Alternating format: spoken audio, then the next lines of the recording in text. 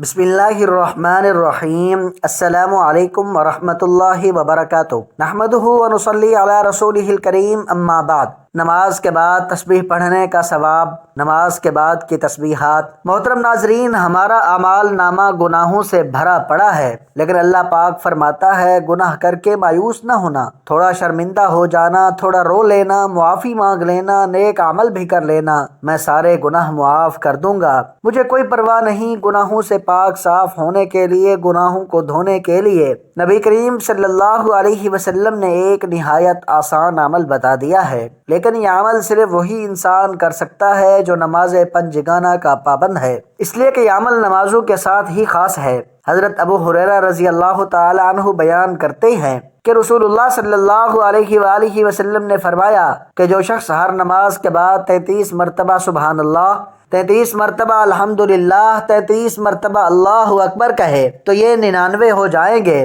پھر وہ 100 کی تعداد پوری کرنے کے لیے ساتھ یہ کلمہ کہے، لا الہ الا اللہ وحدہ لا شریک لہ، لہ الملک ولہ الحمد وہو علی کل شیء قدیر، اس کی ساری خطائیں معاف کر دی جائیں گی، اگرچہ وہ سمندر کی جھاگ کے برابر ہی کیوں نہ ہوں۔ معلوم ہوتا ہے کہ آدمی کو نماز پڑھنے کے بعد ذکر و اذکار کیے بغیر فوراً مسجد سے نہیں نکلنا چاہیے۔ بندہ وضو کر کے مسجد میں آیا، نماز پڑھی، اور نماز پڑھنے کے بعد اس کا چند لمحات کے لیے مسجد میں بیٹھنا در حقیقت انعامات الہی کو اپنی جھولی میں سمیٹنا ہے۔ بلا شبہ وہ بندہ خسارے میں ہے جو انعامات وصول کیے بغیر اللہ کے گھر سے پلٹ آئے۔ دیکھیں، اس سے بڑھ کر انعام اور کیا ہو سکتا ہے کہ نماز کے بعد وہ جتنی دیر اپنی جگہ بیٹھا رہتا ہے، فرشتے اس کے لیے بخشش اور رحمت کی دعائیں کرتے رہتے ہیں۔ وہ اگر باقاعدگی سے ہر نماز کے بعد 33 مرتبہ سبحان اللہ، 33 مرتبہ الحمدللہ اور 33 مرتبہ اللہ اکبر کے بعد ایک مرتبہ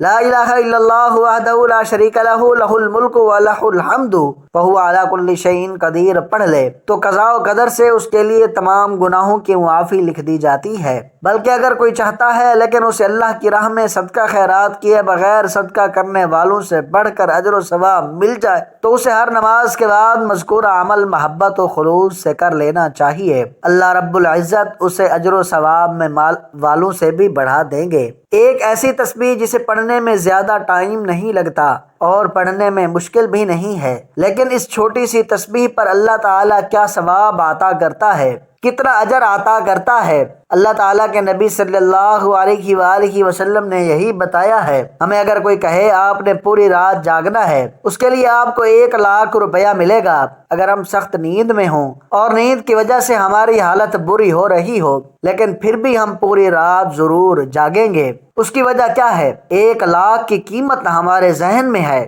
ہمارے دل میں ہے۔ ہمیں پتہ ہے کہ 1,00,000 کی کتنی قدر و قیمت ہے، 1,00,000 سے کیا ملتا ہے، کیا کچھ ہو سکتا ہے، کیونکہ جس چیز کی قیمت دل و دماغ میں ہو تو اس چیز کی ہمیں قدر بھی ہوتی ہے۔ یہ تو دنیا کے عارضی فائدے ہیں۔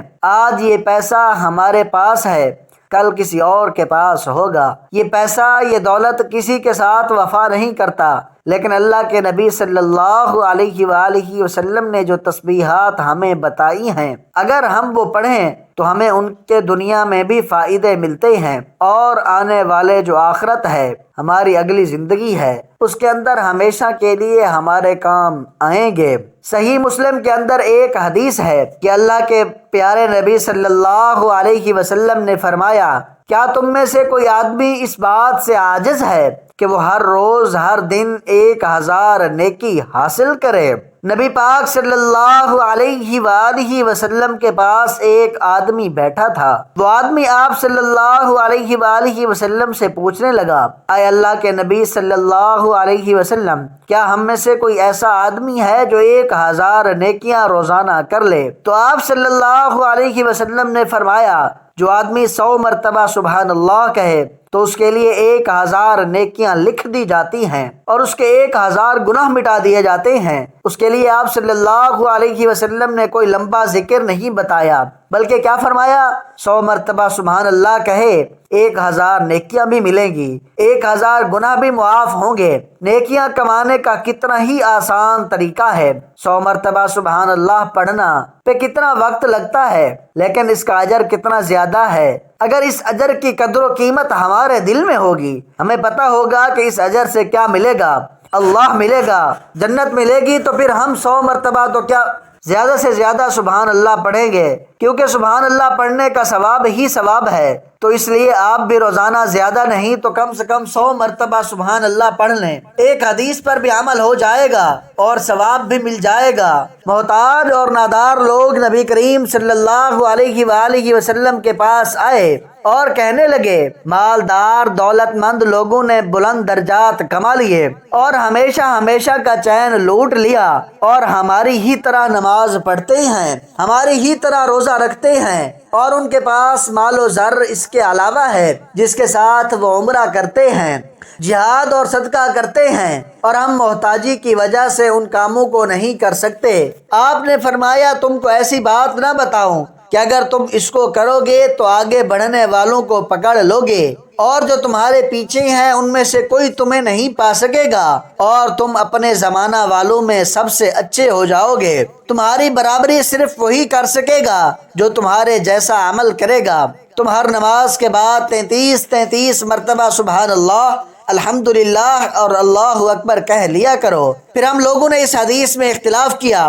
بعض لوگ کہنے لگے سبحان اللہ 33 بار، الحمدللہ 33 بار، اللہ اکبر 34 مرتبہ کہنا ہے۔ آخر میں ابو صالح کے پاس گئے، انہوں نے کہا سبحان اللہ، الحمدللہ، اللہ اکبر سب 33 مرتبہ ہیں۔